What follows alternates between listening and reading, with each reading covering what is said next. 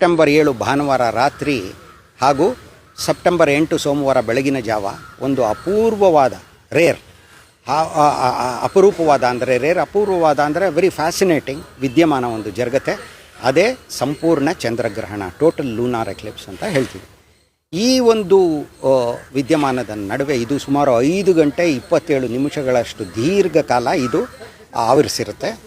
ಈ ಚಂದ್ರಗ್ರಹಣ 8 ಗಂಟೆ 58 ನಿಮಿಷಕ್ಕೆ ಚಂದ್ರ ಭೂಮಿಯ ಹೊರ ನೆರಳನ್ನು, ಪೆನಂಬ್ರಾ ಅಂತ ಹೇಳ್ತೀವಿ, ಅದನ್ನು ಪ್ರವೇಶ ಮಾಡ್ತಾನೆ.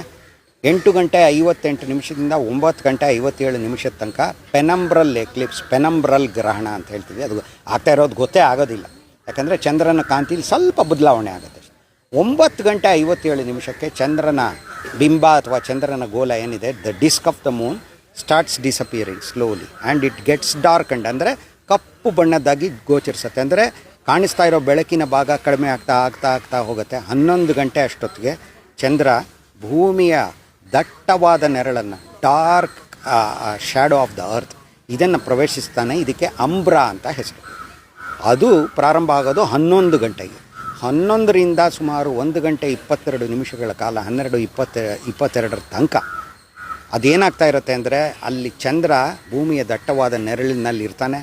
ಏನಪ್ಪ ಚಂದ್ರನ ನೆರಳು ಭೂಮಿ ಮೇಲೆ ಬೀಳ್ತಾ ಇದೆಯಲ್ಲ, ಹಾಗಾದ್ರೆ ಚಂದ್ರ ಅಲ್ಲಿ ಇರೋದೇ ಇಲ್ವಾ, ಚಂದ್ರ ನಮಗೆ ಗೋಚರಿಸೋದೇ ಇಲ್ವಾ ಅಂದರೆ ಖಂಡಿತ ಗೋಚರಿಸ್ತಾನೆ. ಕೆಂಪು ಬಣ್ಣದ್ದಾಗಿ ಚಂದ್ರ ಗೋಚರಿಸ್ತಾನೆ. ಯಾಕೆ ಅಂದರೆ ಭೂಮಿ ಏನೋ ಸೂರ್ಯನ ಬೆಳಕನ್ನು ತಡಿಬೋದು, ಆದರೆ ಭೂ ವಾತಾವರಣ, earth's atmosphere allows red colour light, ಇದು ಕೆಂಪು ಬಣ್ಣದ ಬೆಳಕನ್ನು ತನ್ನ ಮೂಲಕ ಹಾದು ಹೋಗುವಂತೆ ಮಾಡಿ ಅದನ್ನು ಬಾಗಿಸಿ ಬೆಂಟ್ ಮಾಡಿ ಅದು ಚಂದ್ರನ ಮೇಲೆ ಬೀಳೋ ಹಂಗೆ ಮಾಡುತ್ತೆ. ತಿರ್ಗಾ ಅದು ನಮ್ಮ ಕಣ್ಣನ್ನು ತಲುಪಿದಾಗ ಚಂದ್ರ ಕೆಂಪು ಬಣ್ಣದ ಕಾಣಿಸ್ತಾನೆ. ಇದು ಟೋಟಲ್ ಸೋಲಾರ್ ಎಕ್ಲಿಪ್ಸ್. ಅಂದರೆ 11 ಗಂಟೆಯಿಂದ ಸೋಮವಾರ 12:22 ತನಕ, ಅಂದರೆ 1 ಗಂಟೆ 22 ನಿಮಿಷದ ಕಾಲ. ಆಮೇಲೆ ನಾವೇನು ನೋಡಿರ್ತೀವೋ ತಿರ್ಗಾ ಭಾಗಶಃ ಚಂದ್ರಗ್ರಹಣನೇ ಬರುತ್ತೆ. ಅಂದರೆ ಚಂದ್ರನ ಗೋಲ ಹೆಚ್ಚಾಗಿ ಕಾಣಿಸ್ಕೊಳ್ಳುತ್ತೆ. ಕಡೆಗೆ ಪುನಃ ಪೆನಂಬರಲ್ ಗ್ರಹಣ ಶುರುವಾಗುತ್ತೆ 1:26ರಿಂದ 2:25 ತನಕ. ಅದು ಗೊತ್ತೇ ಆಗಲ್ಲ. 2:25ಕ್ಕೆ ಗ್ರಹಣ ಮುಗಿಯುತ್ತೆ. ಇದು ಒಂದು ಅಪೂರ್ವವಾದ ಅಂದರೆ ಫ್ಯಾಸಿನೇಟಿಂಗ್ ಸೈಟ್. ಇದನ್ನು ಬರಿಗಣ್ಣಲ್ಲೇ ಎಲ್ಲರೂ ನೋಡಬಹುದು, ಏನೂ ತೊಂದರೆ ಇಲ್ಲ.